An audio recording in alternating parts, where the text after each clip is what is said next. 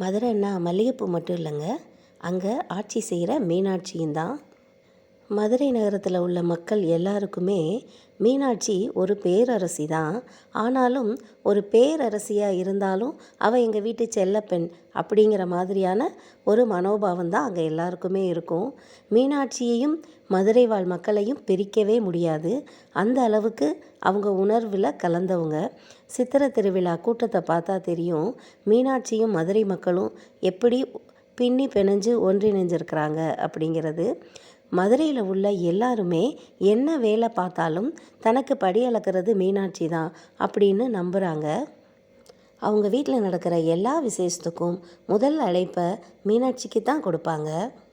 மீனாட்சி அம்மன் மதுரைக்கே தெய்வமாக இருந்தாலும் அந்த ஊர் மக்களுக்கு அவள் பாண்டிய குல பேரரசி, தங்கள் வீட்டோட செல்லப்பெண். இப்போவும் கூட மீனாட்சி அங்கே ஆட்சி செய்வதையும் ஊரெல்லாம் நிரம்பி இருப்பதையும் உணர்வால் உணர முடியும்.